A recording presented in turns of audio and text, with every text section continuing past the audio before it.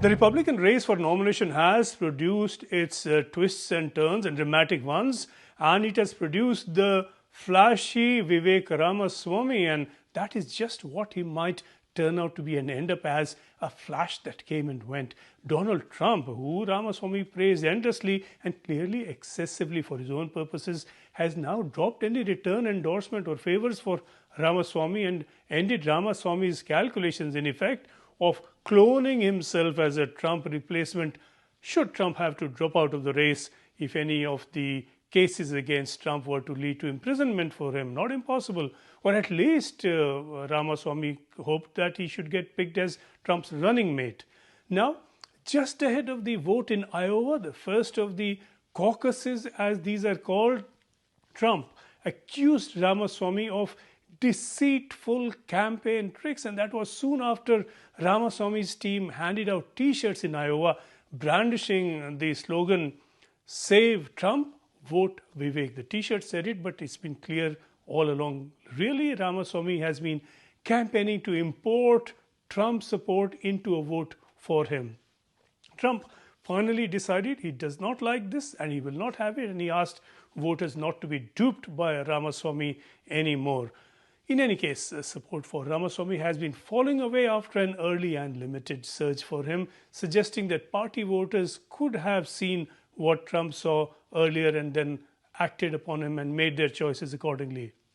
Ramaswamy called this from Trump friendly fire, said it's not helpful. He could hardly have swung around now to criticizing Trump. He would have no chance at all as a Trump critic, and now he seems to have little chance as a Trump supporter whose support Trump does not care for. The emerging challenger to watch out for has been Nikki Haley, surging ahead over recent weeks from the very back of the race. She'd almost been written off, and now she's winning endorsements. She's been winning the support of wealthy Republican donors, the support of influential Republicans. She's been pushing ahead in the opinion polls, though clearly not as far as Trump, who is way ahead of her. Nikki Haley now really stands for a vote with the mind and not with the gut.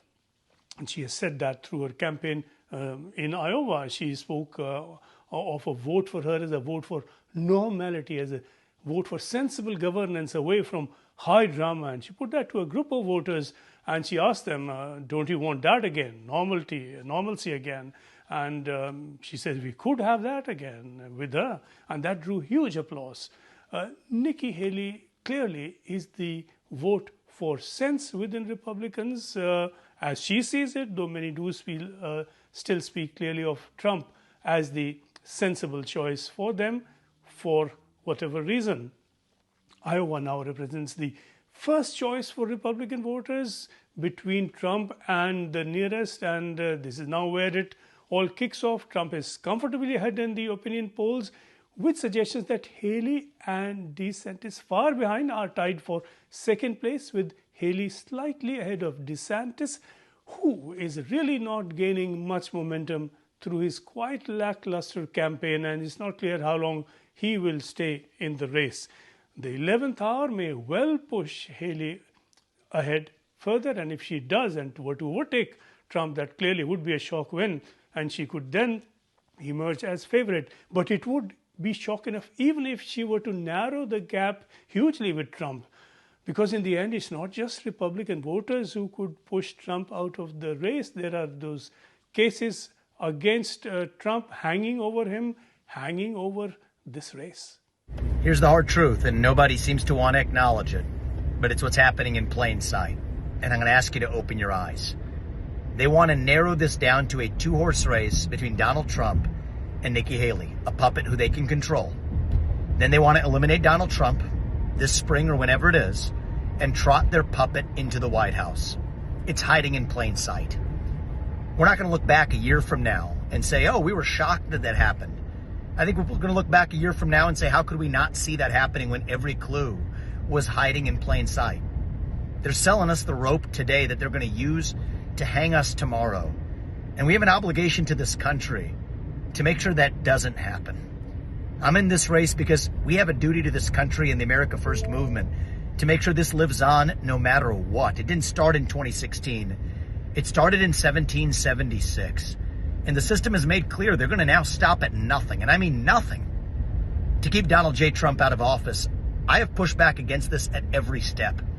I've filed FOIA demands against the Biden administration. What did Biden and Merrick Garland tell Jack Smith in those federal prosecutions? This week, I filed a Supreme Court brief laying out what I view as the best legal arguments that the Supreme Court does need to hear in order to overturn Colorado's disastrous ruling. I've pushed back against this at every step. I'm the only candidate who has said I would remove myself from Maine and Colorado's ballots if they eliminate Trump, and I've called on every other Republican to do the same thing because that's how we protect ourselves against this election interference. But at a certain point, we have to open our eyes and see the hard truth. And yes, our duty is to this country. And so all I'm asking is to open your eyes, see the plot. It's staring us in the face. It's a hard pill to swallow, but sometimes the truth hurts and we have to open our eyes to see it.